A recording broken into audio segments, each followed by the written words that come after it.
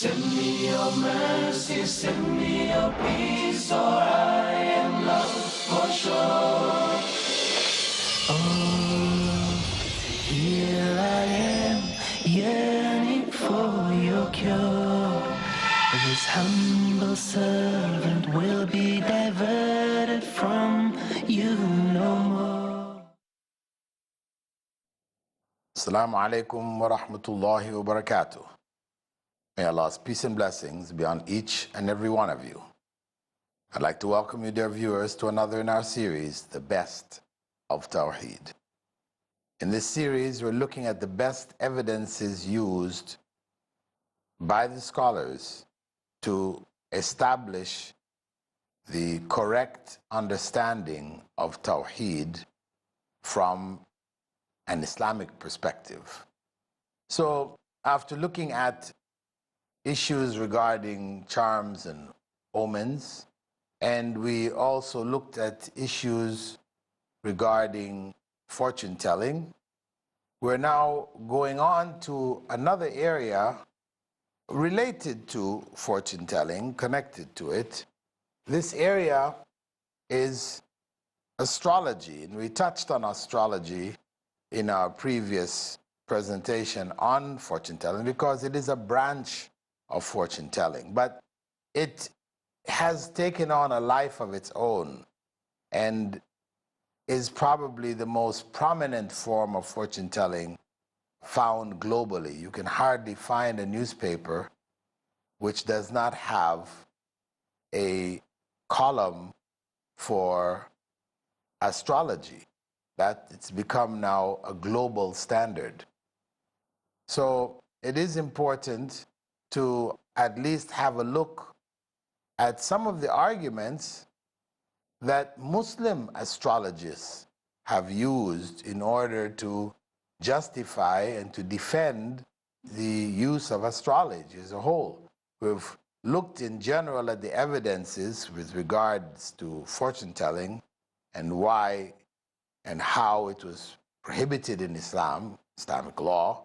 But now, for astrology in particular, where we have clear cases of Muslims who actually are engaged with astrology, defending it as being a part and parcel of what is acceptable Islamically, it does need at least a little more deeper look at what their arguments are so we can be clear on it. Now, one of the arguments that they use is that the translation of the chapter Al-Buruj, in which Allah swears by the constellations, وَالسَّمَاءِ ذَاتِ الْبُرُوجِ. This term Buruj came to be used by astrologers to refer to the zodiacal signs. That became the common terminology. But as I mentioned before, some areas where people have deviated, they've tried to put Islamic terminology on top of it to cover it with Islamic words, Quranic or Hadithic expressions, etc., to give it an air of authority, an air of acceptability.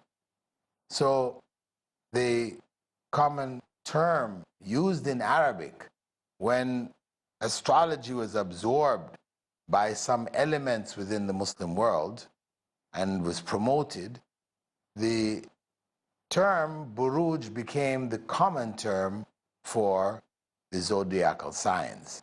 So in translation, you will find in Yusuf Ali's translation, which is the most popular English translation from back in the 30s till very recently, this term is actually translated as zodiacal signs in that English translation.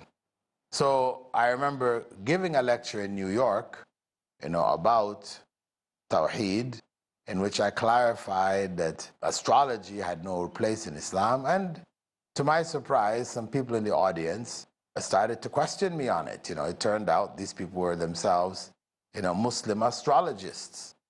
So they were arguing in defense, and then they threw this out. Here it is. It's right there in the Quran. Allah is swearing by the zodiacal signs, meaning that they're real. They are, because whenever Allah swears by anything in the Quran, whatever it may be, wattini was zaytun, by the fig and the olive. Whenever Allah swears by any elements of His creation, He is giving that element special status.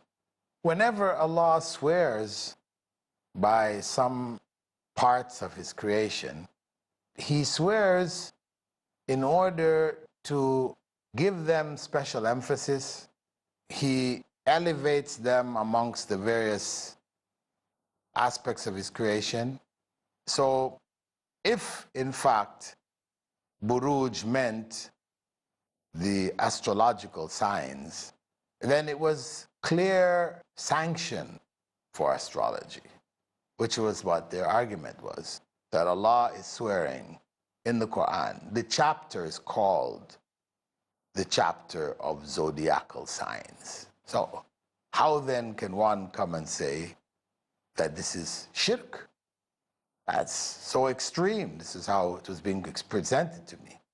But then I had to stop them and clarify to them that, in fact, al-buruj does not mean zodiacal signs. It came to mean that. This term came to be used in that reference. It's just like the term gay, for example. In the past, the term gay just meant happy. If you say so-and-so was a gay person, he was a happy person. But then that word came to mean homosexual. So, the original meaning of the word was not that at all. But now it has come to take on that meaning. But when we're going to look at its usage, especially usage in ancient times, when the word never had that meaning, then that is the original meaning is what we have to use to understand what is actually going on. So reality is that what the term buruj meant was the constellations, the star configurations, as they are when you see them in the sky. And they're changing. The way they were 1,400 years ago, the way they will be 1,000 years hence, constellation is expanding, stars are moving, their relationships will shift. So it's not in reference to the animal figures which the ancient Greeks and Romans put on those configurations. They say that this configuration meant Leo, the lion. And then they put a figure, an animal figure of a lion where, his tail is where one major star is, and his head is where another major star, and another major star is at one of his feet. But then in between, there are no other major stars to say, okay, it's not like, one of those children's puzzles where they put dots, and then when you fill in the dots, you do the lines, and it makes an actual figure. You can see a figure afterwards. It's not like that at all. It's just random stars. You could put 1,000 other images there and say that's what those stars are actually conveying. So that argument is really a false argument. It doesn't hold water at all. Though for the English-speaking world, it's very powerful. The chapter of the Quran called the chapter of the zodiacal signs. That's just clear sanction. But again, this has to do with knowledge and ignorance. If you don't have knowledge, then you can fall into mistake, misunderstanding based on ignorance. Yusuf Ali, who translated the Quran, was not a Muslim scholar. He did this translation back in the 20s. Wasn't a Muslim scholar. He was good in Arabic, so he would use the dictionary. And the dictionary used was, of course, the modern Arabic dictionaries that were available to him at the time. So it's not surprising that we find him mistranslating Al-Buruj here, as he has mistranslated many other elements of verses of the Quran. And in fact, the errors that came from his mistranslations and misinterpretations, where he included so much information in his footnotes and endnotes and notes between chapters, that the Rabita, the World Muslim League, eventually banned his translation. They agreed that it contained enough misinformation and, to find a better and more accurate translation for them to better understand the Quran, the meanings of the Quran. So with that, dear viewers, we're going to take a break, and we will see you after the break, where we will continue to look at the arguments of the Muslim astrologers in defense of astrology. We will see you after the break.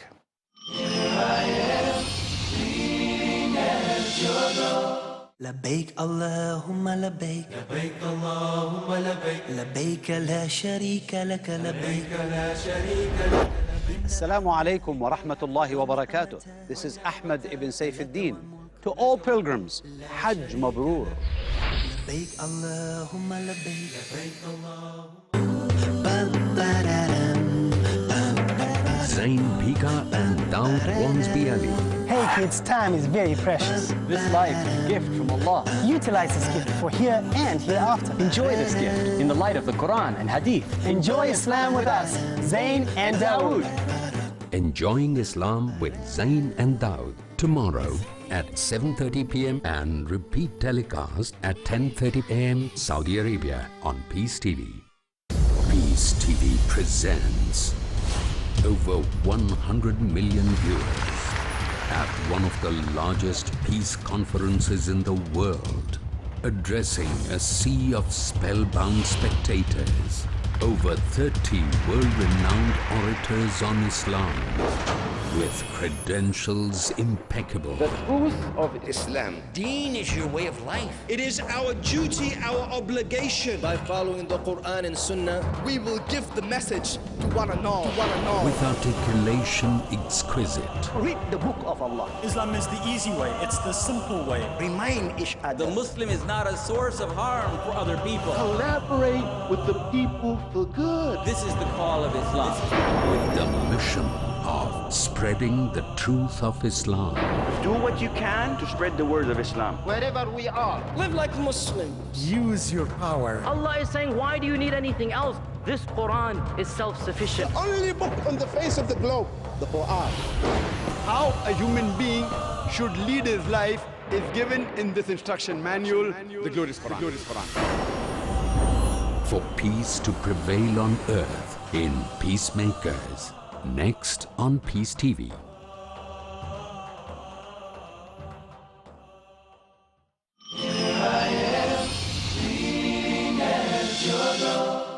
Assalamu alaikum wa rahmatullahi wa barakatuh.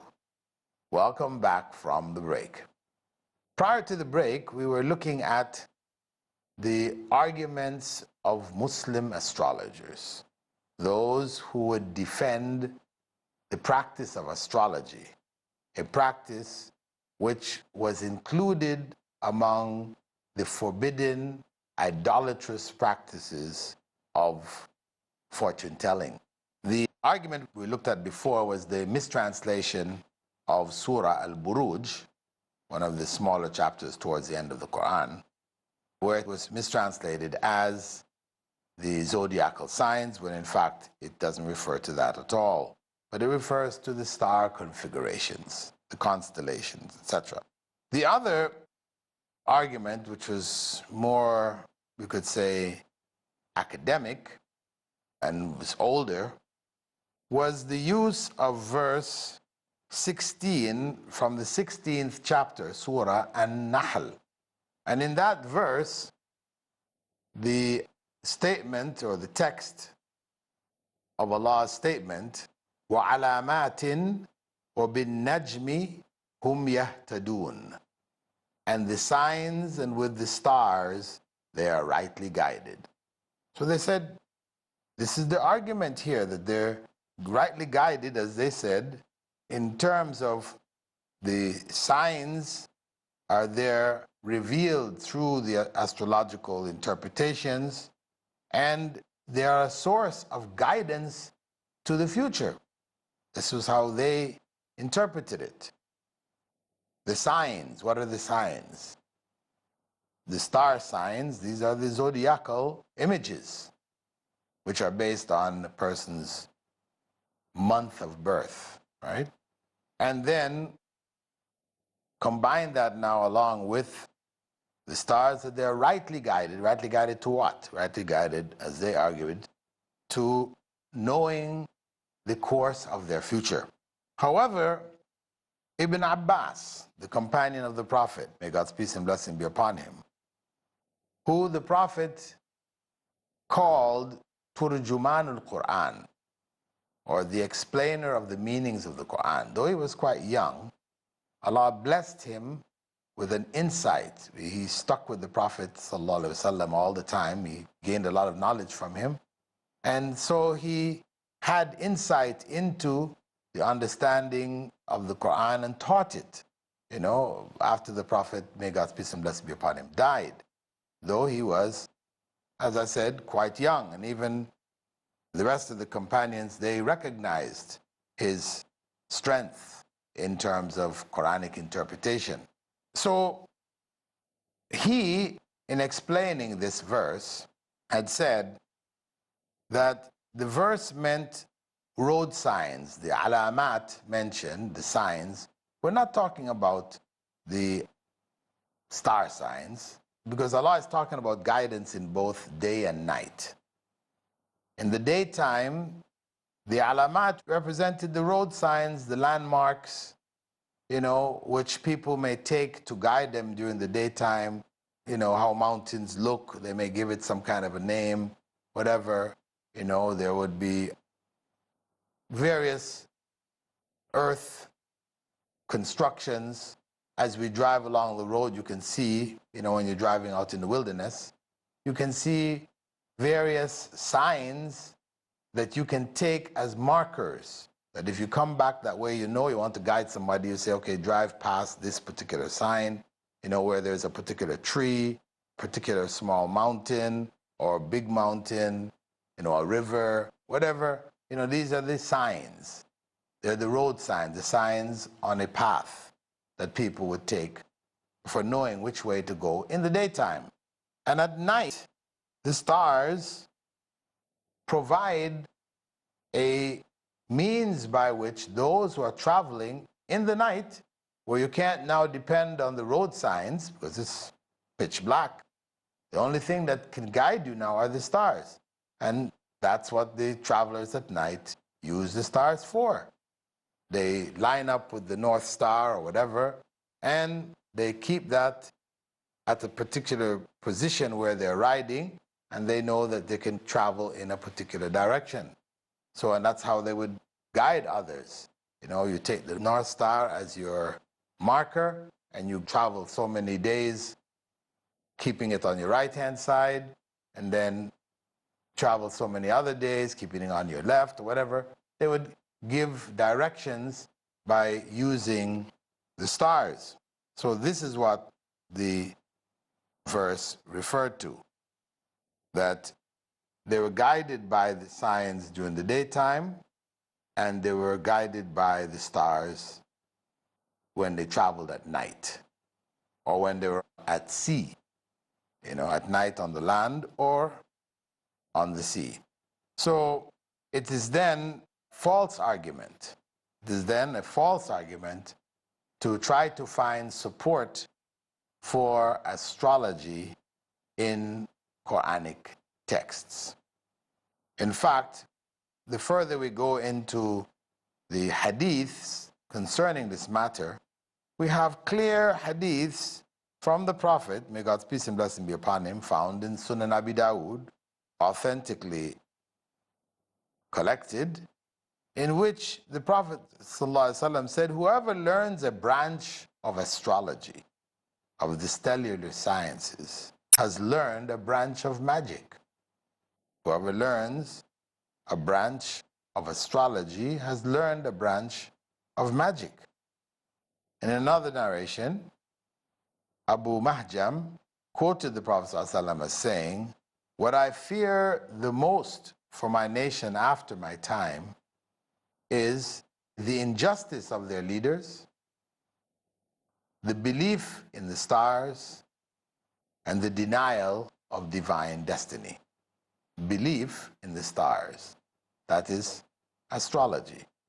Belief in using the stars to determine the future. So astrology is simply a form of fortune telling. It's just another form. And we know the ruling for fortune telling is that if one engages in it, even out of curiosity, his or her prayers are not accepted for 40 days and nights.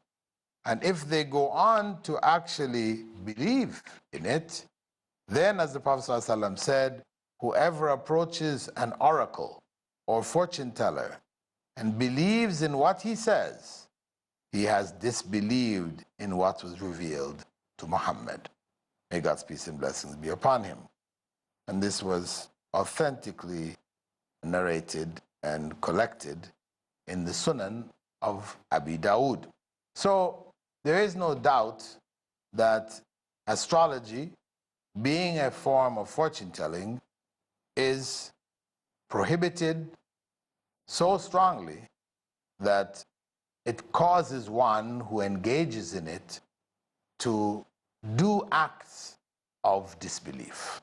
Not to say they are disbelievers, but they are in fact committing acts of disbelief. And the degree to which they go into it is the degree to which they fall deeper and deeper into disbelief.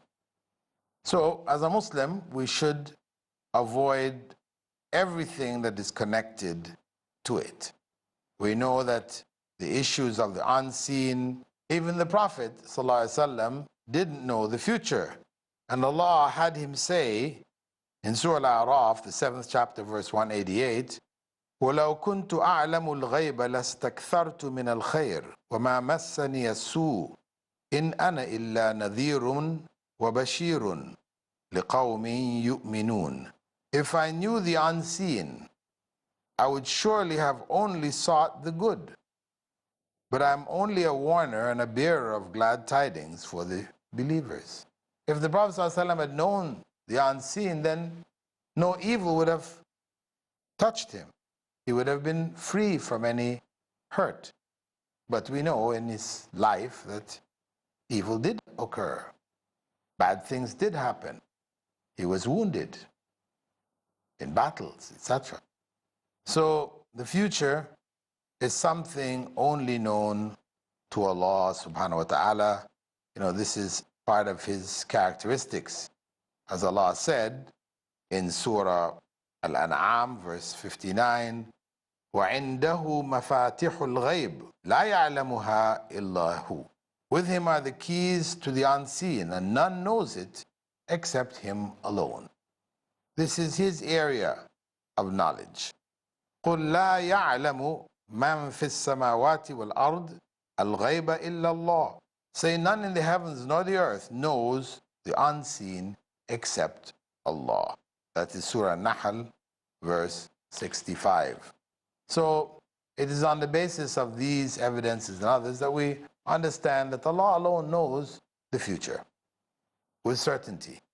The weatherman may predict the future, or an engineer looking at a building will say this building is going to fall down in the next year.